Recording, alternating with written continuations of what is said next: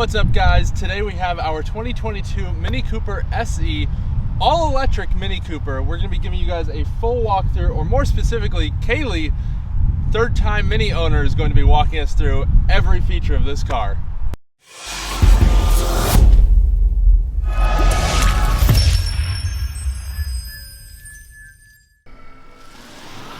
So here we have our 2022 Mini Cooper S that comes with a refresh bumper here, and we have the Moonwalk Gray it comes in 3 trims, the Signature, Signature Plus, and an Iconic trim. When you order a Mini Cooper SE, we have the Signature Plus trim. That means we have a few extra features like the moonroof, some 17-inch wheels, things of that nature. So we have the Moonwalk Gray, black roof, yellow mirror caps, which is only an option for the electric Minis. And then if you come around here, we have our 17-inch wheels. These are the tentacle spoke wheels in the black. These are actually the same wheels I had on my last Mini, except they were silver. So I'm very used to these. They're not the funnest to clean, but they look good. And if you come around back here, this is one of my favorite features of the newer cars. This came out, I think, in 2020. These Union Jack taillights. They just add a little something to the car. And then we have our electric logo, Cooper S with the yellow S. And then, yeah, let's open the trunk. So back here, there isn't much. You have your little shelf here that lifts with the trunk, and then your standard storage. And then if you come down here, we have a little bit of extra storage. This still just has our cable in it, wheel locks. I think this is like a tire kit or something. And our front plate, which we don't need in our state, so we will not be using. So if you need to expand your storage, you have some options here. You can remove this shelf that just pops up here and here. If I can get it off, that would be great. And then it just pulls out very easy here. I'm just going to place this right down here. You can also fold down your seats. These, I haven't done this in a while.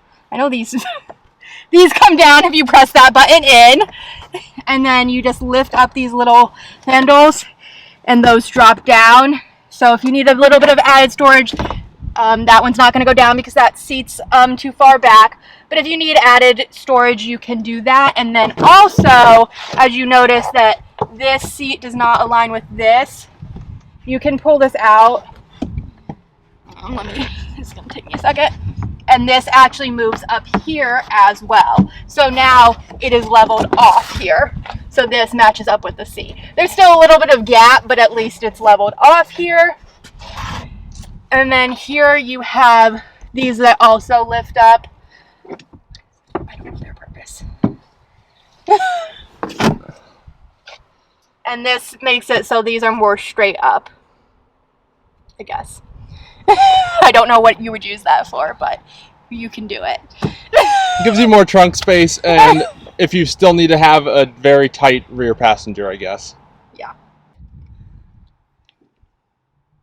Before we actually hop inside, let's look at the charge port. This is the charge port here. It looks just like a standard gas situation, but it has the E on there for electric, and you open this up. And then we have 2 covers here, which personally I find minorly annoying, a bit excessive, but I'm sure it keeps out water when needed. And then we just have our standard J1772 and then our full CCS for this car. So this car has a 32.6 kilowatt hour battery. Max speed on DC fast charging is 50 kilowatt. So it doesn't get extremely fast speeds, but this has a 114 mile EPA rated range, realistically around 100 miles of range. So it's not a road trip car, it's your around town car, which is exactly why we got it. Now that we've settled down a little bit more here in Charlotte, I needed a car for around town, and this was perfect and exactly what I wanted.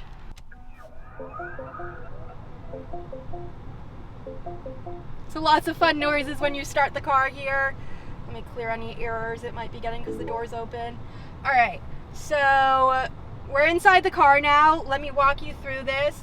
Over here we just have your standard unlock, lock, your mirror controls, this power folds. These are just to set up your mirrors, and your 2 windows, only the front windows in a Mini roll down because it's a very small car. And then we have one speaker here and then a little door pocket. And then moving over to the driver's side, you see here we have a newer display. They updated this a couple years ago as well. There is an option for a heads-up display, although I find that massively annoying. So I was glad this one didn't have it, but that would be up here if it did. And then moving down to the steering wheel, it's looking a bit different this year. We have our new adaptive cruise option. This was very important. This is the main feature I was looking for when I was buying the SE. I was not willing, some of them have them this year, a lot of them don't. I was not buying one without it. And then we just have our normal skip, music, volume up, down buttons, and then a little voice command and phone button here. So down here we have our little toggles. I personally like these. I know some people have mixed feelings about them, but this one is for parking assistance features. It gives you all of the little options here. You have your park assist, your rear view camera, brightness, parking aid lines, obstacle markers, all that good stuff. And then back down here we have, this controls our regen. So there's two modes. There's high regenerative braking and there's low. Great options to have in case you're having someone that might not be used to regenerative braking. You can set it into low, but personally I always keep it on high. Yep. Our stop button, that's just what you push when you get into the car, makes it turn on. And then this is our traction control. And then we have our modes. So we have sport, and then mid, green, and green plus. Green plus cuts climate. So you only really want to use that if you're in a real pinch for range. Personally, I usually drive highway with green, and then I don't really use mid. I'm either going to be in sport or green personally. There's no in between for me. And then this car still has a actual shift knob. So to engage, when you get into the car, you need to press this button in to unlock it, and then you can push it into reverse or drive. After that, after you press the unlock for the first shift, into either reverse or drive, whichever direction you need to go, you'll just have to push your foot in on the brake for the rest of the drive. And then to park it, it's just this little button right here. So here we have our electronic emergency parking brake. And then we have our controller here. I like this because it gives you the option. This is a touch screen up here, but this you can control the whole screen without, say, like putting fingerprints all over the screen, which I actually use this controller a lot just to avoid fingerprints because I don't really like the fingerprints. I like to keep my screen clean. So sometimes I'll use this touch screen, don't get me wrong, but I find myself using this controller actually a lot more than I expected to, just to avoid those little fingerprints for minor changes. And here we have our small, but they're seats, 2 seats in the back. Can't really hold much but small children. I personally will not be using these because I don't have anything that will fit back here person-wise. So those will just be there and not be used for me. But you can fold them down, give yourself a little more trunk space. That's about the best use it's going to get out of me. But they're there. They're great for children, but normal-sized humans, not so much. I've been squished back there a couple times, and it's not fun even for me, and I'm 5'3", so I'm not very tall. So this Mini is equipped with the sunroofs. That's one in the front, one in the back. The front one opens, the back one doesn't, and it comes with these mesh shades, so they're still letting in a little bit of sunlight, but you can open and close these and let in more light or keep them closed. But there's no option for this to be 100% opaque. It's just mesh. But yeah, and also up here we have our lighting system. So these turn on these two, and then this turns on all of them, which includes this light, right? Yep. And then this is our ambient lighting control, and then this is our sunroof. I'm not going to open it right now because it's blazing hot out, but that is what would open your sunroof. And then we have our rear view mirror here. We get our directions in the corner. This is auto dimming, and then under here in the back we have our garage controls if you need them. And then over here we have Harman Kardon. This is the upgraded stereo system that Mini offers. I think you kind of need it in these cars. It's a good stereo system, and the bass one just isn't it, at least for someone that cares about music for me. So yeah, this was a must for me. And then here is our main screen here. We have our emergency lights, and then this actually controls some basic safety features. It pulls up the frontal collision warning. You're allowed to turn that on or off. The pedestrian warning, same thing, and your lane departure warning, which is what lets you know if you are leaving the lane. But easy to turn on and off. I find myself turning it on and off for certain things. If I'm on side roads, sometimes I turn it off just because, yeah, I don't know why, I just do. Because it can be annoying. Yeah, it can be annoying a little bit more on the side roads, but highways, if I'm driving on the highway for long distance, I definitely want it on just in case like I'm distracted, which sometimes happens when you're driving for a long period of time. So yeah. And then here we have our screen. This is equipped with Apple CarPlay, which is the main function this serves for me. They used to have smaller screens, but I believe the 2022s are now all equipped with this larger screen and Apple CarPlay, which I am a huge fan of Apple CarPlay. I think it's a great way for cars to have similar systems. So this is what Apple CarPlay looks like here. I usually keep it on maps. You have a few different screen options. If you're familiar with Apple CarPlay, this will look very familiar.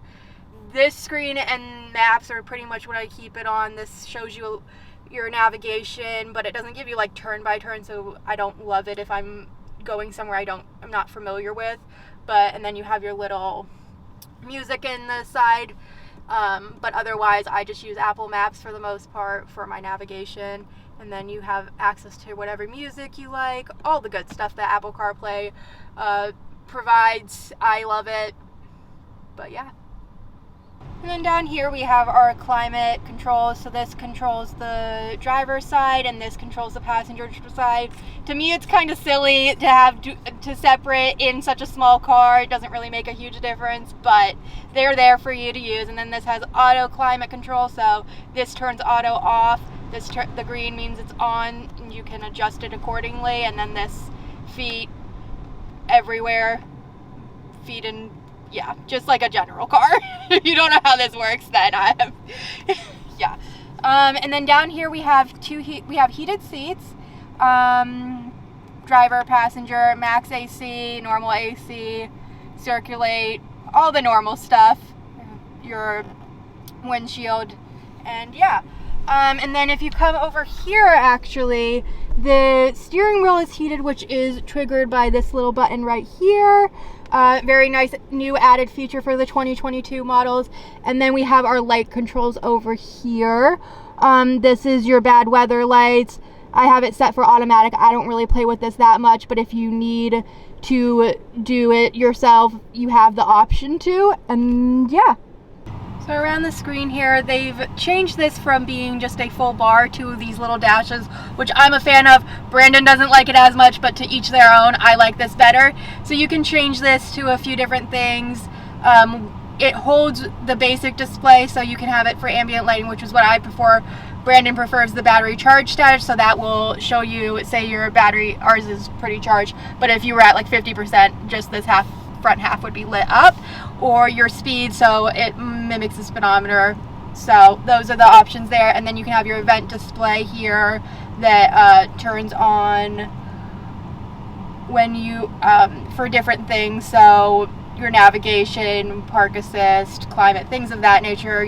When you change the modes, you can have it show that. I don't think I have that set up, but you can have that change color, things of that nature. And then this car is equipped with an abundance of cup holders given the size of the car. So we have the 2 up here, and then we actually have 3 in the back, which for us is very important because Brandon's obsessed with water and we're also obsessed with Starbucks. So having 5 in such a small car is really just the icing on top of the cake here for us. And then in here we have our center console. We just have a little compartment, nothing to write home about, but it's an option. And this is the armrest, and it is liftable. So yeah. So for seats in here, we have this black, I think it's called the Cross Punch leatherette here. It has some nice detailing here, and then also down here, and then otherwise it's just a black. It's got a little bit of suede on the side here, some nice bolsters. And then this is actually really convenient for Brandon and I because I'm short, he's tall. This extension really helps him having such long legs. These are very manual seats, no electronics here. We have, over here we actually have a manual lumbar support, but that's a twist knob. And then this is for your up and down of the back end. And then you have, this moves the seat up and down. And then down here, you have your forwards and back, so it's also a manual pull knob. Very manual seats, absolutely zero electronics to them. And then back here, you can pull forward if you need to get back into your back seat. But it is a very small back seat, so you probably won't be going back there much. That's pretty much everything on the interior. Let's go outside and look under the hood. It's not what you would expect, I feel like. Okay, so here you have your emergency or just you're going down here anyways, trunk open, and then you have your hood. This is a double pull situation, right? Yeah. Yep. And then let's go up front and see what's under the hood.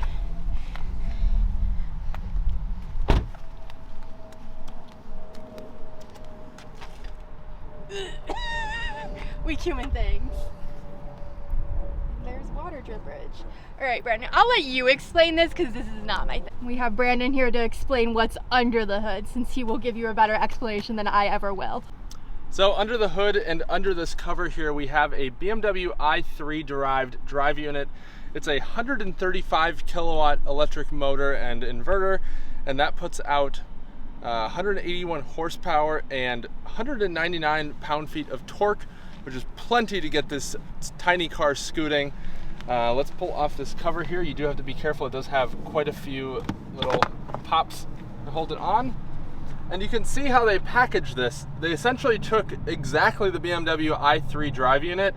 They built a bit of a structure around it so that it could use the existing mini motor mounts. You can see those here. And so that way it was crash compliant because the motor is a crash item in a gas car, and especially in a front engine gas car. That way they didn't have to recertify it. And this just pops back on if I can get this aligned correctly the first time, which would be a miracle. It looks like I did.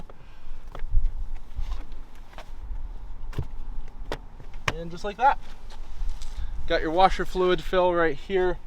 You've got your coolant. Hopefully you never need to touch that. And if for some reason you do need to jump it, which hopefully you don't in a gas or in a electric car, you've got your positive jump post there, and then you would just ground to the chassis. And then this shuts just by kind of slamming it down. You do not want to press on it because you will dent it. Just like that. So now that we've walked you guys through the 2022 Mini Cooper SE, hopefully you don't have any more questions, but if you do, we're happy to answer. Comment down below.